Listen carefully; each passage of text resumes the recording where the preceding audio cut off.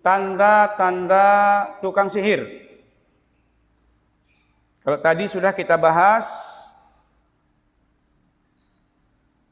apa itu sihir, macam-macam sihir. Kalau sekarang tanda-tanda tukang sihir, tanda-tanda dukun yang sebenarnya tukang sihir, yang harus kita kenali dan kita waspadai. Di dalam panduan Ruqyah Syar'iyah disebutkan tanda-tanda tukang sihir itu pertama, kalau kita datang berobat kepadanya, dia akan bertanya nama kita dan nama ibu kita. Bukan nama ayah, tapi nama ibu. Padahal dalam agama, seorang anak disandarkan kepada ayahnya, bukan kepada ibunya. Misalnya Salman bin Hasan, nama anaknya Salman, nama ayahnya Hasan, Salman bin Hasan. Bukan ke ibu. Akan tetapi, jin yang bekerja sama dengan tukang sihir atau para dukun meminta supaya menyelisihi syariat ini. Agar anak itu jangan dinisbatkan ke ayahnya, namun ke ibunya. Makanya biasanya tukang sihir itu akan bertanya, siapa namamu, kemudian siapa nama ibumu. Itu tanda pertama. Yang kedua, dia akan meminta hewan-hewan tertentu dengan ciri-ciri tertentu. Misalnya ayam, atau mungkin kambing, atau burung dengan warna tertentu, dengan ciri-ciri tertentu yang akan digunakan nanti pada saat melakukan ritual-ritualnya. Itu tanda-tanda tukang sihir. Lalu yang ketiga, apabila dia meminta bagian-bagian dari pakaian yang pernah kita gunakan, misalnya potongan baju, potongan celana, atau mungkin potongan kain, atau bahkan potongan pakaian dalam yang pernah kita gunakan untuk hal-hal tertentu. Itu biasanya tanda dukun tukang sihir itu. Kemudian yang keempat, kalau dia membaca mantranya, dia tidak mengawalinya dengan basmalah misalnya.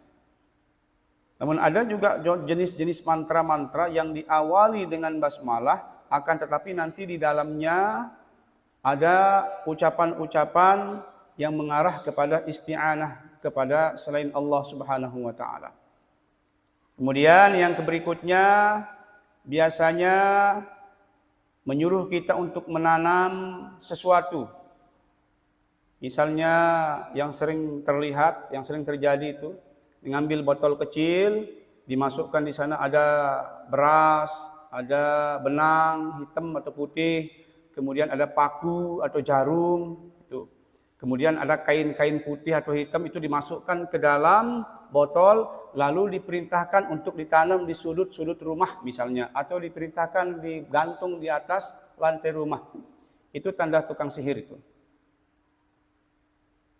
Dia menyuruh kita untuk menanam buhul di ujung-ujung rumah kita, atau mungkin di tengah-tengah rumah kita, atau disuruh gantung di tempat-tempat tertentu.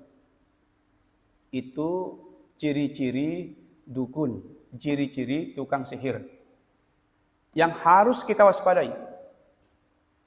Karena kalau kita mendatangi seorang dukun, seorang peramal, Nabi mengatakan, kalau seseorang datang kepada seorang peramal untuk bertanya, maka sholatnya tidak diterima 40 hari 40 malam. 40 hari 40 malam sholat kita tidak diterima.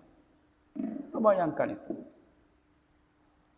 Tapi kalau kita mendatangi tukang peramal, lalu kita bertanya kepadanya, lalu kita percayai jawabannya, maka hal itu dapat mengakibatkan seseorang keluar dari agamanya. Karena Islam ini mengajarkan kita menempatkan sesuatu pada tempatnya, rasional betul itu. Islam mengajarkan kepada kita supaya kita tidak terjerumus dalam dunia perdukunan yang penuh dengan kebohongan, kedustaan, spekulasi, atau apakah namanya. Dan sekarang banyak kita temukan dukun-dukun tidak menyebut dirinya dukun, akan tetapi bahkan menyebut dirinya ustaz. Pakaiannya ya pakai topi, pakai jubah, bahkan pakai imamah. Namun ketika mengobati seseorang, praktiknya praktik sama dengan tukang-tukang dukun. Ini yang harus kita waspadai.